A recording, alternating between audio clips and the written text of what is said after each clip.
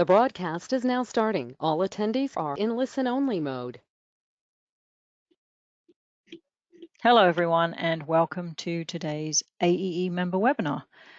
We have Sol Haroon for you today, who will be presenting the Georgia Tech Living Building, designing and modeling an uber-efficient building. So we'll get to that in just a moment.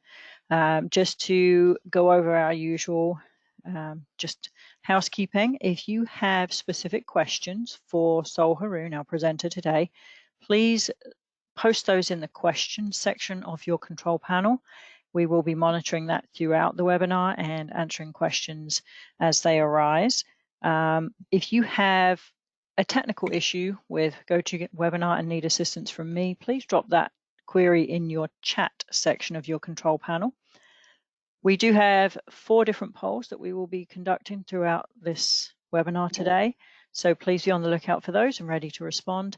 And in addition to that, Mr. Haroon has already provided us a copy of his presentation and 2 other handouts. So on your control panel, you also have a handout section. And if you click the arrow on there, you will be able to drop down and see those 3, and you'll be able to open those and download those during the presentation today. So also, as always, within the next 24 to 48 hours, I will be following up with an email from within GoToWebinar. To those of you who are listening in today, you will receive a link to the recording for today's webinar and a link to your certificate of attendance. So you will get that, as I said, within the next 24 to 48 hours.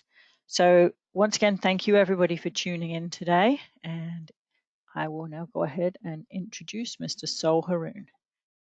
So Mr. Sol Haroon is a lead project engineer at United Renewables, and he's also a consultant instructor at the Georgia Institute of Technology, also known as Georgia Tech. As an electrical engineer and a high-performance building specialist, he specializes in photovoltaic systems and renewable power systems by serving clients throughout Atlanta and beyond. He is a published certified PV installation professional by the North American Board of Certified Energy Practitioners, the NABCEP, and is also a long-standing member of the Institute of Electrical and Electronic Engineers, the IEEE. Mr. Haroon has worked on he has worked at numerous solar firms over the years and has designed over 50 megawatts of PV systems throughout the United States. He was the co-designer, co-engineer for the former President Jimmy Carter's 1.3 megawatt system in South Georgia. In 2018 and 19, he completed the solar plus storage system design of the Georgia Tech's Living Building, which he will be presenting to you today. In 2018, Mr. Haroon graduated from Georgia Tech with his Master of Science in High Performance Building Design, specializing in microgrids, and he is currently pursuing his MBA. So thank you, Mr. Haroon, for being with us today. Thank you to our audience. And at this time, I am going to pass control over to you, Mr. Haroon. Thank you so much. I believe, can you all see my screen? Sharon, is my screen coming in loud and clear? Yes, perfect. Right, perfect. Thank you all for joining this webinar on the living building designed at Georgia Tech. We're very, very excited that you could join us for this AEE webinar. And I'm particularly excited because this building represents perhaps the most efficient building in the entire Southeast, incorporating a lot of very, very interesting features. And I'm happy to report the building is live as of this year, actually as of late last year, and serving the community, both the Georgia Tech community and the greater community at large. So I'm going to be going through a standard, a little bit, a quick overview of the living building standard itself, and then giving you a whirlwind tour of the building itself, the Georgia Tech Candida building for sustainable design. And then we'll also go through some of the design system approaches that we took, as well as how we went around modeling that building from a load side perspective to see its energy consumption. So we took a very proactive approach in understanding the challenges that such a building would have. And then, of course, the actual PV system, the custom PV system that was designed for this, will be going through that. And in conclusion, just kind of giving you an overview of what this means for Georgia Tech and the greater community at large. I'd like to begin with a quick poll, and I am going to engage this poll, which essentially I would like to find out from you all what percentage of your designs that you work on involve some sort of sustainable building standard. So I'm about to launch that poll. I think the poll should now be open.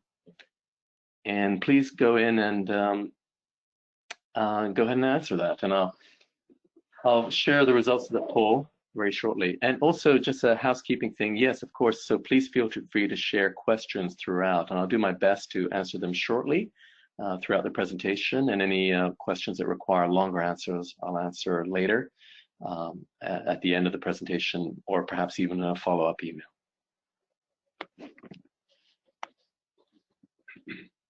All right, the answers are coming in live. And as suspected, so far, the poll isn't quite closed, but what we're trending is that around 50% of you do not incorporate any sort of standard in terms of sustainable buildings, whether it's LEED or WELL or whatever. But it's heartening to see that the trend is indeed moving towards greater sustainability and greater sustainable standards within buildings. So we're around 2/3 of all voted. And I'll just give it a few more seconds, close the poll, and share the results. So if you can go ahead and just finish up on that. Well, actually, while we're doing that, I just want to talk about what some of these standards entail. These standards have been around for quite some time. So whether, from the Department of Energy, energy building standards, to as well as independent NGOs that have designed certain standards, such as the LEED standard from the USGBC, the US Green Building Council. So in a nutshell, what these standards try to do is look at how can we reduce energy consumption to begin with. That's always the best approach initially, is let's handle the low-hanging fruit, reduce the energy consumption initially, and then approach it with active features such as photovoltaics and other technology in order to perhaps even get to net zero. All right, I'll go ahead and close the poll so I can share the results now. And Sharon, do I have to do anything in particular to share the results of the poll? Oh, there we go, share. Okay. So roughly around less than 50% have said that no, there is no sort of standard that is being incorporated in a lot of the designs that you guys are doing. But there is a trend moving towards more and more sustainability standards. So that's very good to see. So the one that's been around for quite some time is the US Green Building Council LEED standard, and address different aspects such as innovation, materials resources, and so on, water efficiency. So that's certainly a fabulous standard, and we have on Georgia Tech certain buildings that incorporate this standard as well, including in architecture. Another one that's come out not too long ago is the WELL building standard, which also takes a somewhat similar approach. And of course, the one that I'm going to be talking about mostly right here is the Living Buildings Challenge from the Living Futures Institute, introduced at the turn of the century, and then really took off at around 2005 to 2008 or so. And one of the first buildings that incorporated this standard was the Bullitt Center in Seattle. And as you can see, this is a net positive building with a photovoltaic canopy on top. So photovoltaics don't necessarily work that well in the northwestern part of the country, but nonetheless, they were able to achieve with some very, very innovative design features, a net positive building. So one thing I'd like to stress is a lot of standards tend to be, try to get to what's called net zero and have negative environmental impact. What is particularly curious and interesting about the Living Building Standard is it aims to be what's called a positive regenerative impact standard. So not only are we trying to minimize the impact of the building on the environment, so in other words, have a positive footprint, but also try to have a positive handprint, meaning that can it actually help regenerate or actually be something positive for the environment itself as well. It's actually aid in some of the ways of improving the environment too. So in this presentation, I'll go through some of the modeling challenges. We'll look at the energy, mechanical, lighting, and of course photovoltaic, and see how this could be a platform for future development.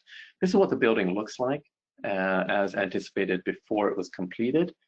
So the building idea and conception began quite a few years ago with a generous funding from the Candida Foundation at the tune of, yes. Sorry to interrupt. Can you, people are still viewing the results of the poll. Okay. Sure. Okay. All right. Sorry. Okay. Is the presentation now back online? Yes, it is. Thank you. Great. Fantastic.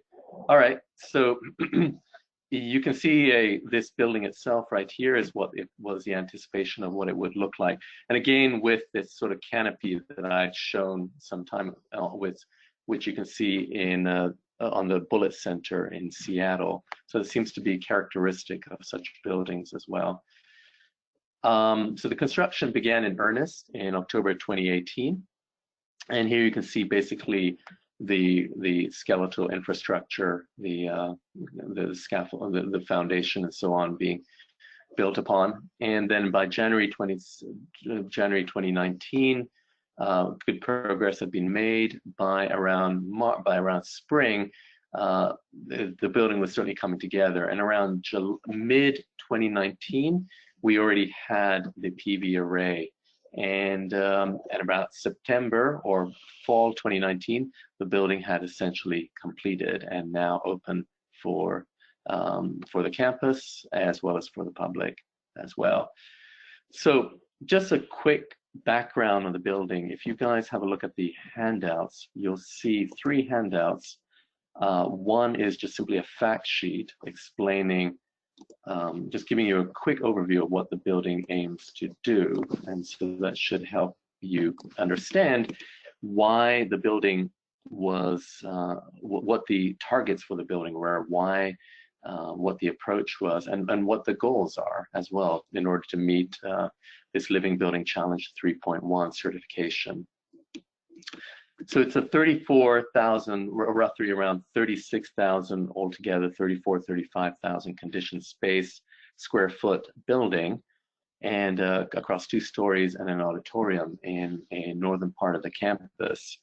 And really the building aims to be a showcase. It's a mixed facility building, and it aims to be a showcase for how sustainability can be incorporated and how we can really be really quite progressive in a mixed facility usage kind of environment. And then the other article is that from High Performance Buildings magazine, which you can read at your leisure. That's describing what some of the aims of the building are as well. So I'd like to just give a quick overview of the Living Building Challenge standard. It consists of 7 petals: place, water, energy, health and happiness, materials, equity, and beauty. So it takes a very comprehensive systems approach to really creating a regenerative building. And each of these petals consists in terms of something called imperatives. In total, there are 20 imperatives, which one is gauged against. And you can see some of these imperatives listed right here. So 2 of the most obvious ones are the building is, it strives to be net positive by at least 5%. In other words, all the energy created, all the energy that the building needs is created on site, and with a buffer indeed by 5%, as well as all the water used on the building is also used, is captured on site as well. So it's a very aggressive goal, and not necessarily the cheapest to achieve as well. So we're going to go through a little bit more about that. And here's just one other thing I'd like to mention about the standard. You don't automatically get the standard until you have shown through meters and the like for 1 year that the building has indeed met its targets. So the building is now operational, and now it's being metered, and we're hoping that within a year or so we will be able to indicate that yes, the energy consumption of the building and the water usage of the building was such that we did indeed meet the targets. So in the northern part of the campus, you can see this building surrounded by certain other buildings, but also part of an ecosystem that Georgia Tech has envisioned, a part of a green space, a green commons, if you will. Once again, here's a image of the building itself, and here's a view from one of the directions from the south of the building. You can see the vestibule where you would enter, and the canopy on top of the building. One of the key things there was a very integrated design process with charrettes and the like. So I understand that not everybody will necessarily have access to such an integrated process, but being at Georgia Tech, we did indeed take that approach, where there was a lot of interaction between the developers, between the Lord X Sargent was the architect, Newcomb and Boyd were the engineers, and Skanska was the construction company. So there was a lot of interaction, as well as with the staff, with the students. So that made sure that the building could really meet its purposes as well at the end. A design to delivery management approach was taken, and Revit was used for the actual modeling. And here's a 3D model of the building in Revit. Okay, and you can see some of the floor plans right here. On the first floor, you see the auditorium, and you see mixed classrooms, as well as lab areas, as well as just general congregation areas. So the building is very inviting to not only host students, of course, but also the community at large. If there are meetings that need to be held, the auditorium can easily seat more than 200 people. So definitely the aim in mind was to make this a very inviting building. So overall goals at the end of year one was to see if we can be net positive by at least 5%. And Georgia Tech, wanting to be a little bit conservative, added a buffer of around 15%. So after modeling the building, estimating what the consumption will be, and we'll get into that in a moment, we wanted to be at least 21% net positive on this building. So sorry to interrupt you again. Somebody just said that they've lost a voice on the phone call. So can I just reach out to the audience? Could you please just respond? Can you all hear okay? Okay, so then it must be just the one person. Thank you, everyone. And sorry, you may continue. Thank you, Sharon. Yeah. So one of the ways that we looked at in order to see how can we be net positive is look at something called energy conservation measures. So bundle different technological ideas together to see what the estimated EUI. EUI stands for the energy usage indicator. Essentially seeing how much energy the building would use, whether it's measured in kilowatt hours per square foot per year, or as in the United States, unfortunately, we're still stuck with the imperial system here in kBTU, kilowatt BTUs per square foot per year. And so our target was somewhere below around 35, which I think works out to be around 100 to 110 kilowatt hours per square foot, per square meter per year. And so we looked at various base case, we looked at what the impact would be with a revolving door, triple glazed windows, and so on. And with this mix and match of technology, we looked at the cost impact as well, and a certain combination was proposed. So we're going to go into that a little bit right here. We looked at different mechanical. One of the greatest consumptions of energy for a building is, of course, the HVAC system. The heating and cooling system always generally tends to consume the most. So we looked at essentially what was decided was a radiant floor system with dedicated outdoor air system, a DOAS, and an air exchange unit with an energy recovery wheel as well. So we did end up using a campus loop, and some of you might say, well, that's kind of cheating a little bit. Not entirely. That was factored in the EUI calculations as well. So what was particularly interesting about this is we used a chill water loop from the campus, and we actually extracted heat from that chilled water loop and returned even cooler water. Certainly it's the first time I've ever seen something like that being done. And for supplemental heat, we used AHUs on the building to extract heat from the air, and an ERV as well.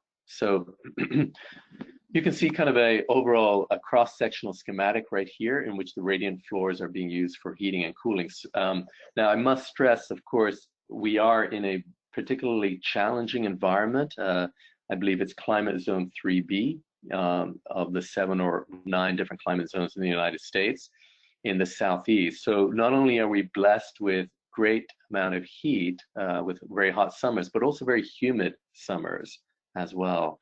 And so that does make things a little bit challenging. So we do have an ERV and AHUs on the building in order to address some of that humidity as well. So natural lighting was quite important. So we wanted to make sure that as much we can capture as much as daylighting rather than just artificial lighting. So there's a lot of glazing throughout the entire window. Now, of course, that comes with challenges, especially in a hot environment like Atlanta. The more the more natural lighting you do let in without appropriate awnings or outdoor blinds, then of course you end up heating up the space. So we did ensure that we had some sort of overhead as well as outdoor blinds too, to kind of minimize that, to mitigate the heat coming in. Here's a conceptual drawing, a 3D rendering of what it would look like inside. And having been in the building recently, it does indeed look like that. So it's very uplifting. That was part of the goal of this too, is what use is a space if people do not really engage in it and do not use it. So it's very important. Water flow, water reclamation, a very important part of this process. So that was a bit of a challenge, especially with the photovoltaic system on top. So special rubber gaskets were designed in order to capture some of that water and store it into a 50,000 gallon cistern. Now, there was also a fairly complex wastewater system. That's not my area of expertise, so I won't necessarily be able to get into that right now, but you do have a gray water treatment system going on right here too, for the runoff that's being harvested from the roof of the building. So we have done modeling and simulation. So even during drought times, that over 1 month, do we still have enough water for usage on premises? And indeed, we have found that to be the case. So this is just going briefly through the composting toilets, everyone's favorites, of course, showing how they kind of work a little bit right here. I would like to launch more into the energy, but before I do that, materials are very important. So being able to harvest materials that are locally used or locally available is quite important. One of the challenges of what's called a red list is we're not able to use certain things such as PVC piping, which is often common in a lot of buildings. So as obviously the usual suspects of mercury, lead, and so on, asbestos, cadmium cannot be used, but in addition, PVC and a few other things cannot be used as well. So that was certainly quite a bit of a challenge, but in the end, the team came through. So I'd like to launch right into the energy goals, which I know a lot of you are particularly interested in.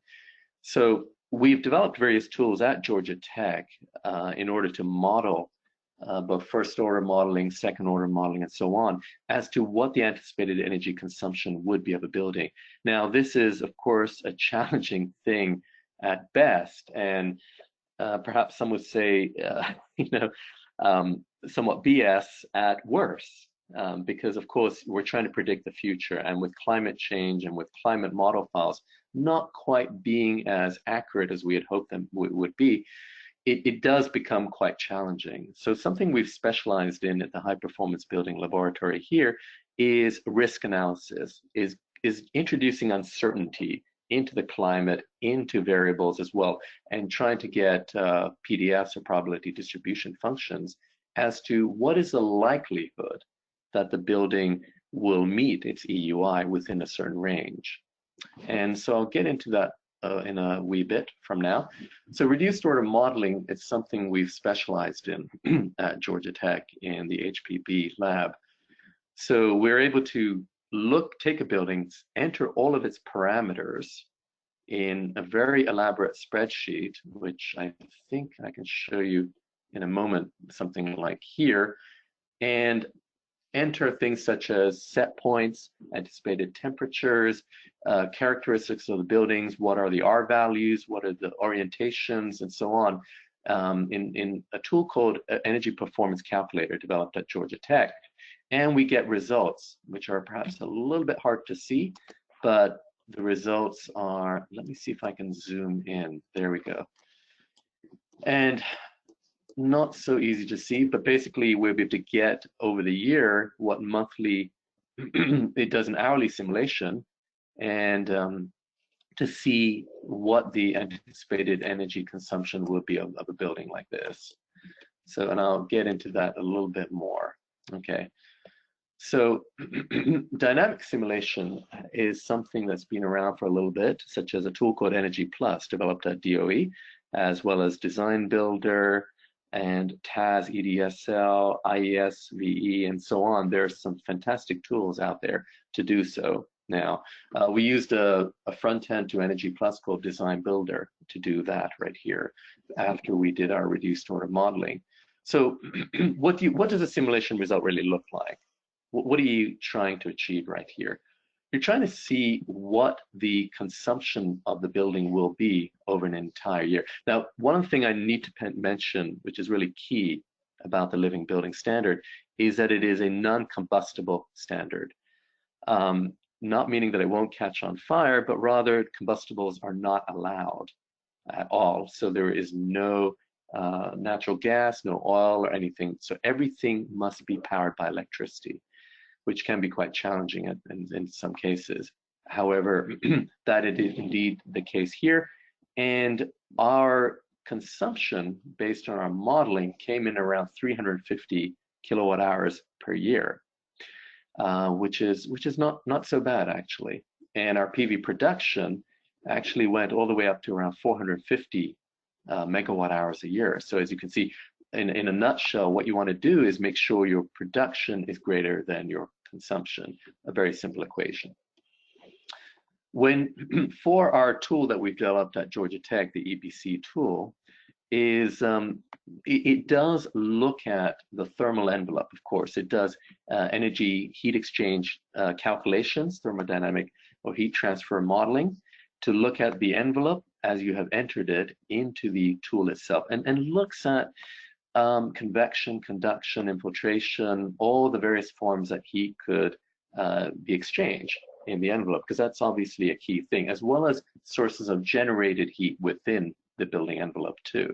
So all of that is done as per a standard, an ANSI standard, all the calculations, and in the very elaborate spreadsheet that we've developed at Georgia Tech, and it would spit out a result, an EUI, an energy use indicator of some sort. Energy flows inside of a building. Obviously, HVAC is heating and cooling, and ventilation are heating and cooling are some of the big ones. And you want to kind of see also the locally generated, also people within a building also give off, anywhere upwards around 100 watts per hour of heat. So the object is to ensure that heat is transferred in a certain way inside the building, heat is consumed a certain way, and there is a way for that heat to also be extracted or ejected from the building. So this was based, the old standard, on ISO 13790. It's been updated since then, and we modeled the energy consumption of the building, as I mentioned, on using this EPC energy performance calculator, which is a very elaborate Excel spreadsheet generated by us. You do textual entry of various things such as a climate file, a TMY3 file, general building information, the zoning, how you separate the building, mechanical systems information, the dimensions of the building, and of course the R values, and also looking at fenestration, what's your window to wall ratio and the like.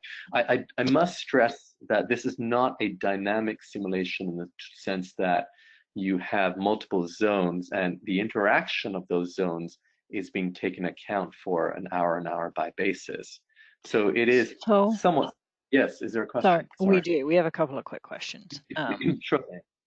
One of them is the Georgia Tech tool for calculating building energy available publicly, or is there some other similar public tools available? Yeah, the tool is actually available publicly as well. So if you contact us, if you contact the High Performance Lab department at Georgia Tech, we can make that available. There's somewhat of a learning curve, like with any tool, especially with one so elaborate. But yes, it is available. Okay, thank you. And then the other question is, what do you do with the excess solar production? That's actually a really great question, because it kind of touches upon a very fundamental question, which is, what does net positive really mean? Now, does that mean that every hour or every day when you do your accounting, you have generated more energy than you have consumed? No, it doesn't. So what the standard and most standards require is to be net positive at the end of the year. So essentially, as you can imagine, in winter, pretty much most parts of the United States, you probably won't be generating as much energy from the PV as you consume. So you'll be running in a deficit. But in the summer, particularly in the spring and the fall, you will be generating a lot more. So the excess solar production is used locally on campus. So essentially, this amounts to an accounting exercise, a balance sheet exercise, in which there are meters metering the entire energy production and metering, as well as submetering, the entire consumption of the building. So those meters are logged throughout the entire day. And at the end of the year, you want to just make sure your tally of your production is greater than your consumption. And any excess, which you will definitely have during the spring and during the fall, and perhaps even during the summer to some extent, will simply be used by other buildings on campus. So that was a long-winded answer to your question. Other buildings on campus use it, but I think it was important to mention or point out that that net zero or net positive means tallied at the end of the year. Okay, there you go. So if we look at now digging right into the zoning basically means partitioning the building into different segments to see which have similar characteristics. So you want to kind of lump together different parts of the building that you think will behave a certain way and have certain shared characteristics. The ultimate zoning might be each room has its own zone, but if you do that, you can really slow down your simulation. Now, zoning in the EPC calculator is not true zoning in the sense of that interaction between the zones within a building. Thermal interaction is taken account for as well as you would see in a tool like Energy Plus, but it's more of an accounting exercise to allow you to keep track of what you think different parts of the building, how they will be behaving. I'm sure that was clear as mud, so I'll try to explain that a little bit later on. So the most obvious way of zoning the building is to simply say, well, every floor is its own zone: basement, ground level, second floor, and auditorium. The auditorium, as I mentioned, is kind of like a building on its own that is added on, so to speak, but still part of the thermal envelope, however, of the main living building. However, its roof has no PV per se, and there's nothing above the roof of the auditorium. So this was the approach that we initially took for around 34,000 square foot of conditioned space. in such a zoning, you want to also look at occupancy as well. Now, as you elaborate your zoning, you're now going to break it apart into terms of, okay, well, what about a maker space? What about the classrooms, the electrical room, the office, circulation, restrooms? They obviously have different characteristics. So around these 10 quote unquote zones or partitions, we're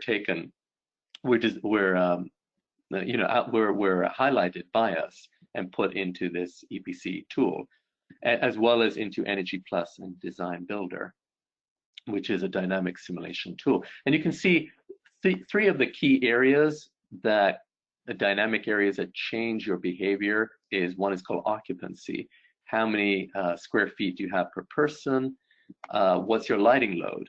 Watts per meter squared, and what's your plug load? So these are all loads in the sense that they impact their usage parameters of the building. How the building is going to be used is, of course, going to impact what the energy performance of the building will be. As the director of the former director of HPV Lab, Professor Algenbro, affectionately would say to us sometimes, before he retired, the best building is actually simply a cube with no windows and no people within it at all. That way you can ensure that the building consumption and EUI will be at its minimal. Of course, that's not reality. So buildings do consume energy, and the more people you have in the buildings, the more plugs, more loads you have in the building, more consumption there is. And you do have to kind of anticipate or account for that. So we have another question just before you move on. Okay. Somebody asked, so the local utility allows for net metering across the school's electric accounts. Is that accurate? No. Yeah, sorry, go ahead. No, we're not using net metering per se. So any excess consumption, any excess production is simply used by other buildings on the campus itself. So we're still on one side of the substation transformer, as it were. We do not put it back into the overall general grid of Georgia Power, which is the local utility right here. But rather, any excess production is simply used by, so one for one. So in a way, it's not net metering per se, but it is one for one used by other buildings on campus. Okay. Another thing you have to be aware of when you're modeling a building is obviously setting up your set points and your schedules. How do you anticipate the building in terms of being used? Obviously at night, even if you set a certain plug load, a maximum plug load or a lighting load, you will only have a certain fraction. So these are fractions, so to speak, of that building, those loads, what we anticipate. As it ramps up, as you can imagine, as people filter in the morning, the loads, the more people come in, the loads ramp up and so on, and then kind of die down in the evening until overnight there isn't as much. And of course, on the weekends you have less people, so you would have weekend and weekday schedules as well. How you set the temperature for your heating and cooling also has an impact. So that can all be done within this tool. And as I mentioned before, you end up getting a result like here, which is really a bit hard to see, but in orange, you can see on the right side, you can see the production, the generation, and in blue, you can see the consumption right here. So the object is to make sure your production for the most part is greater than your consumption. And then you can also see where the breakdown, the anticipated breakdown is of that consumption. So a very useful tool. So once you set it up, which can maybe take a few hours, the results can come out quite quickly. And I must stress it's a first order model, meaning that you cannot, it gives you a very good sense of what the building will be, how the building might behave, but like with any simulation tool, garbage in, garbage out. So you have to be really mindful of your inputs. But the nice thing is you can do a lot of what if experiments. What you can also do in this building is, rather than just input data as fixed numbers, like as you can see right here, you can also give it a PDF, a probability distribution function, and say, well, I don't know exactly for sure that my percentage value will be here, or my set point will be like this, but it will be within a certain range following a Gaussian curve or whatever, normal curve, or however you want to enter that in, and you can do all of that, which is really, is quite useful, because then you can get a result which is also a Gaussian, a normal curve, or a probability distribution function as well. So here is a baseline result from this tool, which, by the way, when we model it in Design Builder, we got very similar results too. So that's very encouraging news. So we got an EUI of close to around between 32 to 33. And of course, what happens is, one thing you want to do is model yearly as well. Production goes down, PV systems do degrade, and consumption goes up. So you can understand that your energy use intensity or indicator or whatever is actually going up every year, and your production, your consumption is going up and your production is going down. So this is what's called a baseline, in which is you have no PV at that point. This is what you expect to get. Now, this, I can kind of skip over this. This is just quickly how to extrapolate increase in energy. Well, your infiltration is going to go higher. Your COP, coefficient of performance, for heating and cooling is going to worsen over time as well. Systems degrade. That's just, how systems are. Consumption breakdown, we can skip over that. Here, okay, so once you got a baseline, you now design a PV system.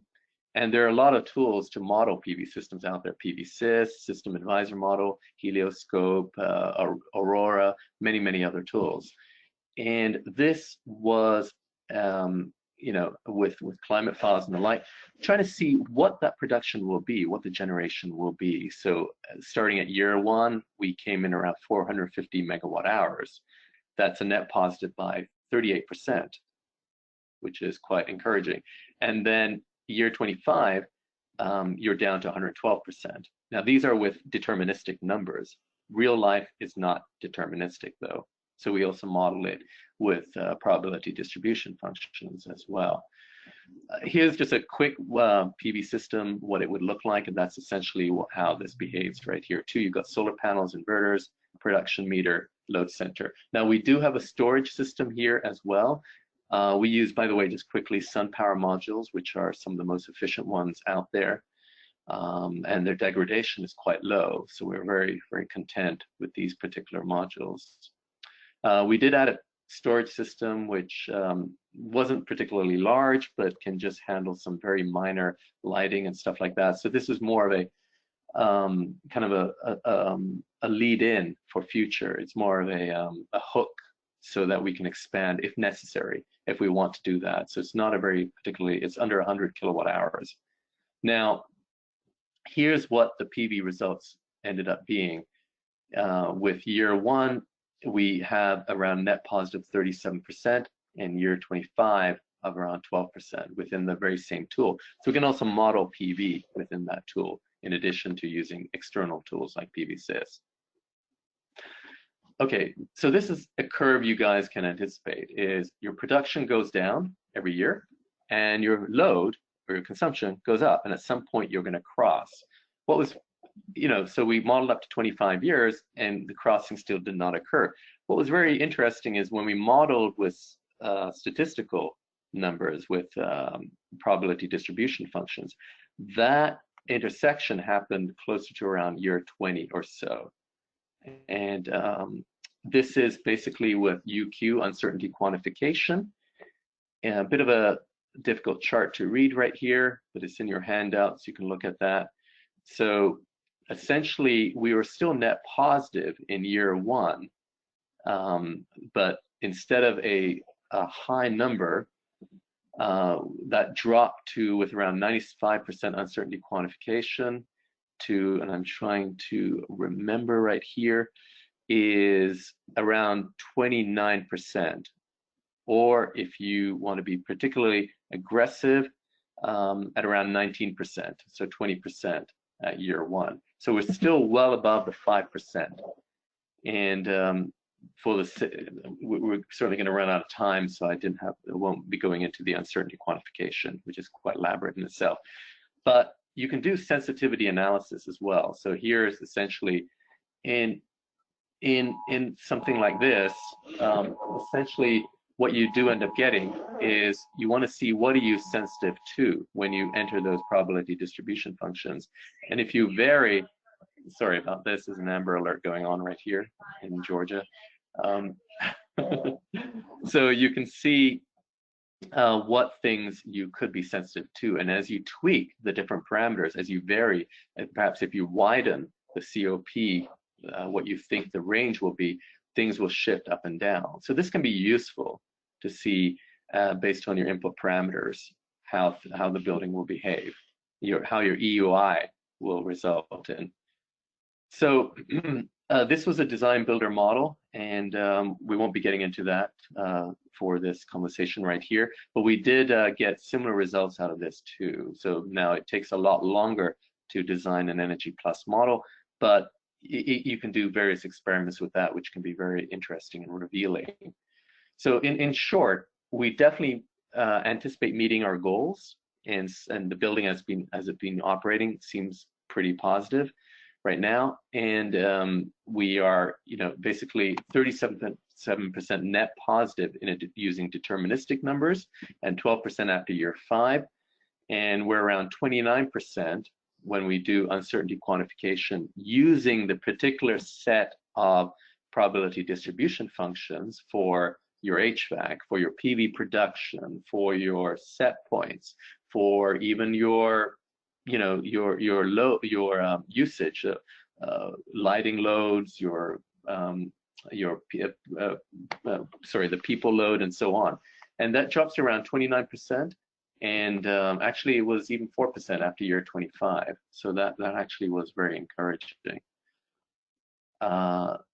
So that, in a nutshell, I know there was a lot of ground there to cover, but I do want to leave it open for questions right now as well. So thank you all for sitting through this, and I welcome your questions, which I know I probably opened up more of a can of worms than have addressed, but this is certainly a great building in which to model and to see the results of our modeling after 1 year of full operation by 2021.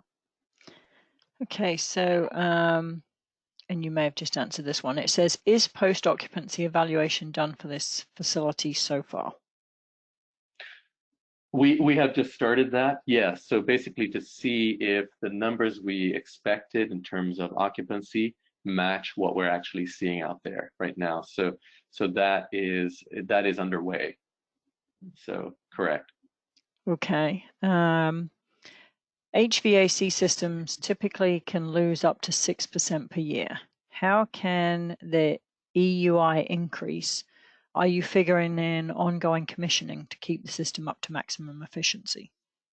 Right, yeah. So as I mentioned, we, and I use this word carefully, we kind of cheated a little bit by using a district chilling system. So obviously when you have a district heating and cooling system, your maintenance is limited to that, and that is off-site, but the energy generation required for that, as well as the energy payback, because we're actually exporting back cooler water, is being taken account as well.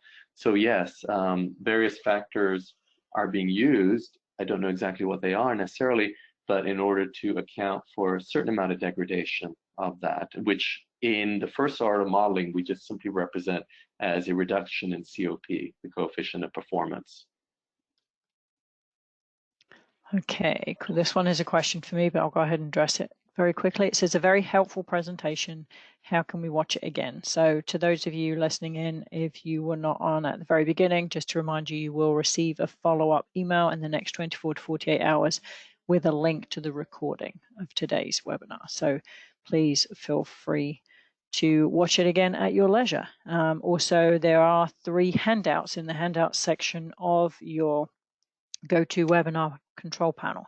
If you expand that handout section, you'll see a copy of today's presentation and 2 other handouts from Sol that you are welcome to download now if you would like to. So next question for you.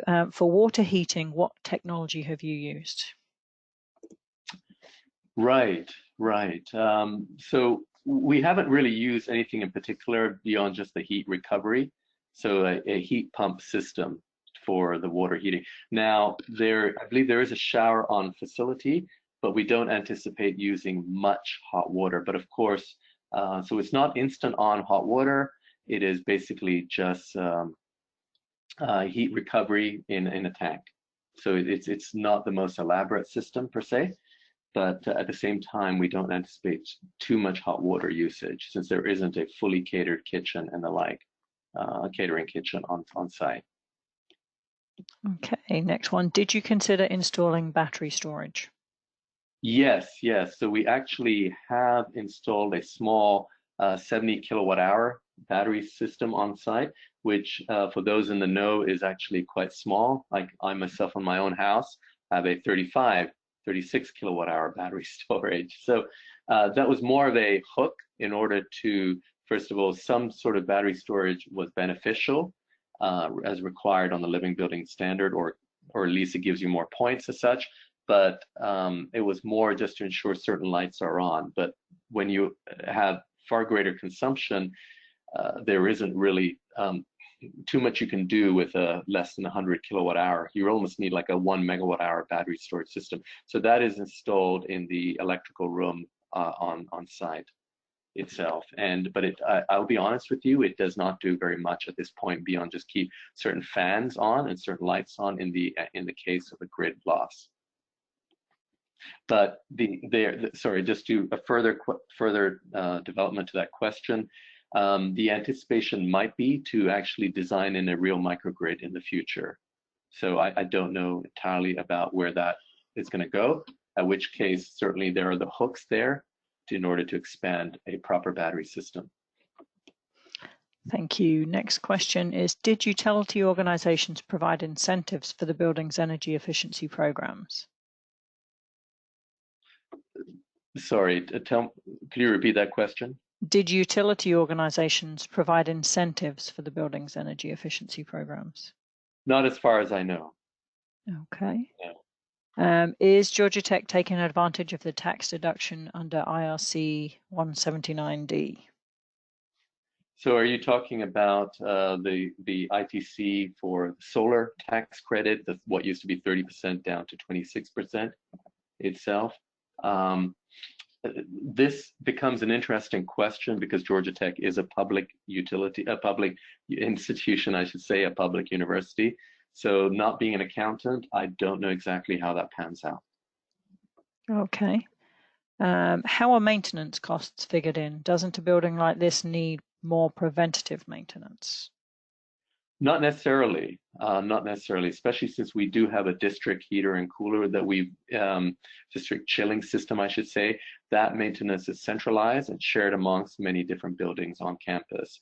And as far as the other systems on site, they are designed to be as pretty robust. One of the things that's really important is when you do meter and have sensors everywhere, you can do predictive analysis.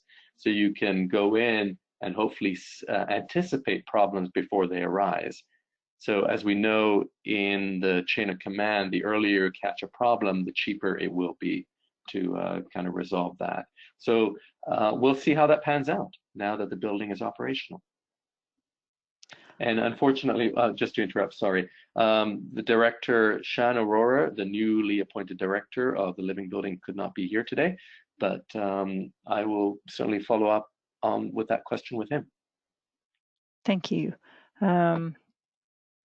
Any idea for the ranking LEED this building would get? Is there any interest in certifying it just to see? And then it says triple or quadruple platinum, maybe. Yeah. I would think that's probably something like that. I mean, the Living Building, if I may make a bold statement, and some of you may dispute it, I think the Living Building may be the most robust and rigid standard, not rigid, but the most intense standard out there right now. And so when you've already kind of achieved that, everything else is icing on the cake. So no, I don't think there's any goals to try to go for a LEED Platinum standard, but I don't really know, and the director of the Living Building could answer that better. Okay, we're just going to take a couple more questions because we are getting close to our hour here. But one of them is, if you cannot use PVC, what did you use instead? And two people have actually asked that same question. Yeah, some sort of a metallic or some sort of high DPE, HDPE piping, I believe, high density piping. I'm not entirely sure since I was not involved in the construction, but yes, there was some sort of cost-effective alternative was used. It might have been HDPE, but please do not quote me on that. Okay. Is there any specific control technology used in this building beside the sustainable design to guarantee efficient commissioning? Yes, well, I believe a Johnson control system is being used. I think there was some consideration. I don't know if they were that one was finally decided upon and agreed upon, but there are a lot of sensors throughout the building, and there are control systems throughout the building. Yeah, so I don't have the metering schematic, but let's see, these are just some supplementary slides showing the heat recovery, the radiant floor. So throughout everywhere there would be meters, and there is a metering schematic somewhere here too. I don't have that on me. Can you guys still see my screen? Sharon, my screen is still available? Yes. Okay. Yeah, okay. So yes, long story short, yes. Okay. Why not consider hot water solar panels? Yeah, that's a good question. Solar thermal, as it's known as well. I think particularly the cost on those haven't come down as dramatically as PV. PV costs with heat pumps are now actually probably cheaper, perhaps a bit of a controversial statement, than hot water thermal panels. And one of the things keep in mind with thermal panels is that there is liquid flow. With PV, there is no liquid flow whatsoever. And so if you do PV coupled with a heat pump system, that may actually prove to be more cost effective than solar thermal. Now, having said that, in a laundromat or a hotel or a motel where there's a lot of usage and turnover of hot water, I would completely say yes, a thermal system would make a lot of sense there. Okay. Solar panel maintenance doesn't seem simple. Is there a special solution involved for panels, cleaning, etc.? Well, the good news is actually having designed over 50 megawatts of solar arrays right now, including one at my own house, a ground mount system, actually maintenance is quite readily straightforward. The nice thing about Atlanta, Georgia, is we do get a lot of intermittent rain. And that, especially if you do put your modules at a certain tilt, it does wash out a lot of or clean the modules for you. Now, having said that, some EPCs or the like will still do once a year cleaning on modules. Now, the main concern here is we have pollen buildup in around spring. We get a lot of pollen here. That's about it. But we also get a lot of rain, not necessarily rain that lasts in the same way as it does in Seattle, but rain that simply comes quickly and then disappears quickly, and very heavy falls. So that does actually help. So I can personally say from experience, the maintenance, if designed properly, is actually not so bad as you would think for PV arrays. Okay, thank you. I am going to stop the questions right there. We're right at 3 p.m. I just wanted to interrupt. I know we're at 3 p.m., but just because I whetted the appetite, maybe unfairly, I introduced a very, very important topic, and I'm not going to get into it, but what you can see on my screen right now is this whole UQ uncertainty quantification. And that's basically what I'm saying by this is that you, instead of entering your input parameters as deterministic, you can enter them as various probability distribution functions, and then you can get something like an EUI, which is also as a probability distribution function. And I want to say that's a really, really powerful tool, a really, really powerful way of going around modeling systems as well. And you can see right here, we've done a lot of uncertainty quantification. And so real life is never generally one fixed number, as we learn in engineering and so on, even though we like to work with deterministic numbers, but often it's a range. And as you know, one of our favorite answers in engineering, when somebody asks us a question, is the answer is it depends. It all depends what you're trying to do.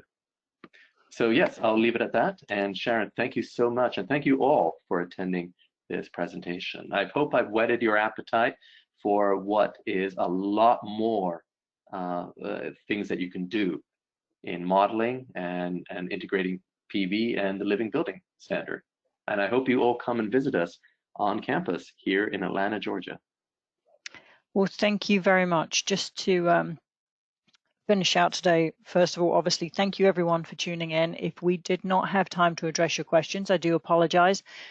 Please look out for the follow-up email, which will contain Sol Haroon's contact information, so you may email him directly with your questions. Also, just a couple of things as we always finish up here. Don't forget to look online. We have lots of education options for you guys out there. We have 4 events coming up this year. Our first one coming up in April is AEE East.